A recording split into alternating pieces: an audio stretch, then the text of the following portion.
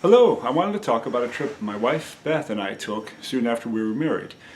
We were married a year and a half when we left our jobs and traveled to Africa and Asia for 6 months, and it was a really good experience.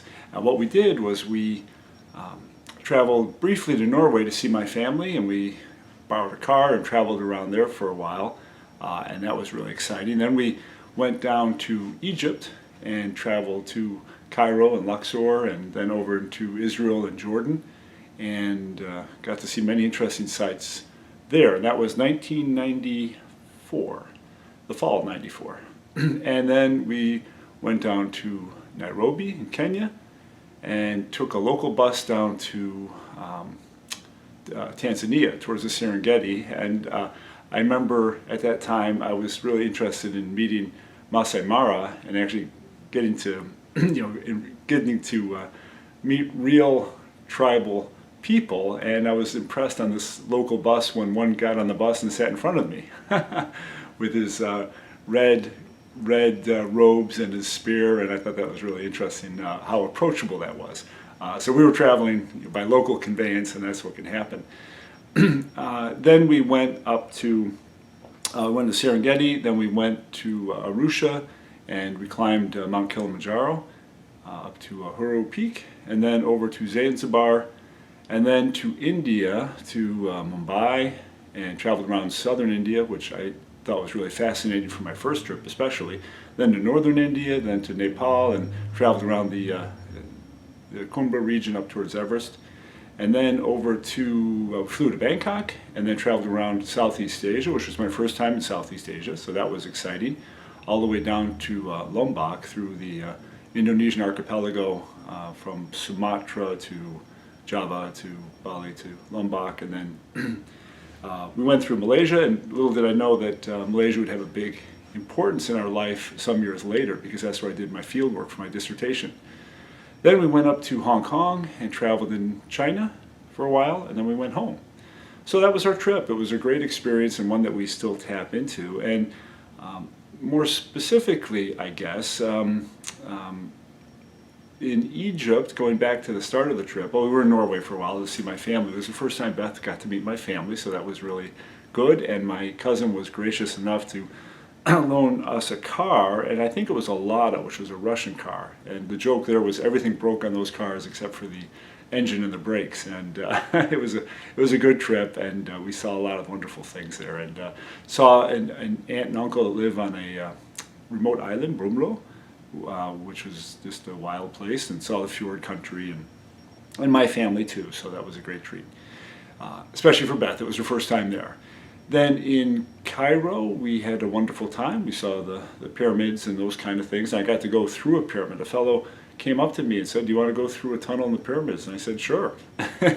And so just him and I went through this tunnel. It was really kind of unique and very interesting. Then we went to Luxor, which I really loved. It was very hot there, but really loved it, and spent a lot of time in Ramses' tomb. I had this book someone gave me where you could decipher the Scroll of the Dead, and I was sweating like a pig in there trying to read the hieroglyphics and actually go through the whole Book of the Dead. It was amazing. It was beautiful there, but I was just sweating profusely and trying to be a little archaeologist, so that was good fun. And we took our bikes back on a bus, I remember, and the bus driver was very kind, invited us to meet his family, which we went and visited somewhere out outside of Luxor. And anyway, that was a really good experience. Then we went to Israel and saw many wonderful sights there, and then over to Jordan to see Petra. And this was in 1994, September, I believe, of 94. And then we went back to Egypt, flew to Nairobi, and met some people on the way to Nairobi at the airport. They were very kind. Kathy and Scooter, still remember their names. Very kind, and they let us stay at their apartment along with another couple. And it was so nice. They had thick towels and all these things that we had missed even from our kind of short travels. I think we'd been traveling a month or two at that point. And then we took this local bus down to the Serengeti, which took a while from Nairobi, and had a wonderful time. Safaris are one thing that really are locked up. You can't do it in backpacker style. I tried, but you really have to go with a packaged group. But it was a great experience, saw many interesting things. And I won't elaborate about that. There's so many videos and such about safaris, but really loved it. Then we went to Arusha and climbed Kilimanjaro, which was really hard.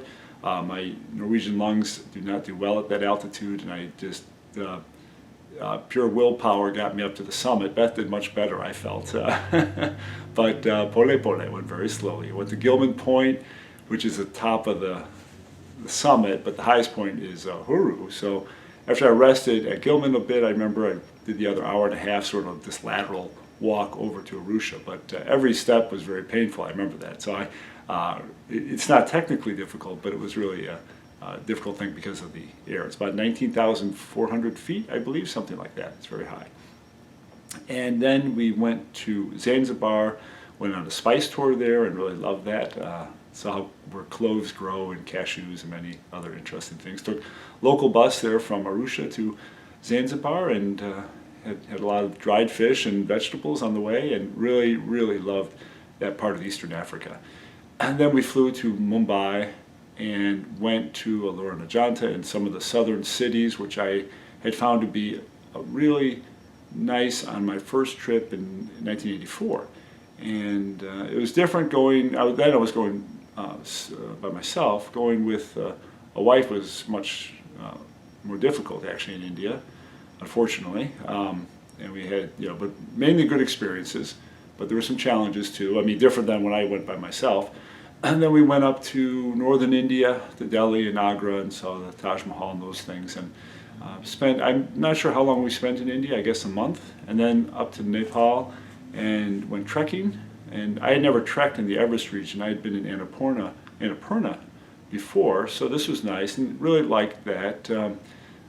We took some little side excursions and so on, and had a nice time there.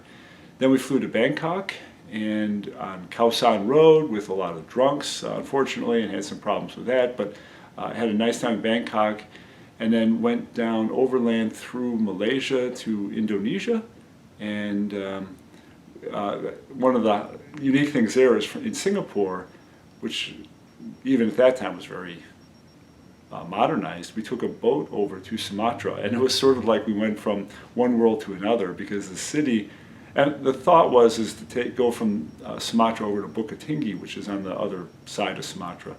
And we ended up in this village that was really, really creepy. And especially traveling with my wife, it raised my awareness even more.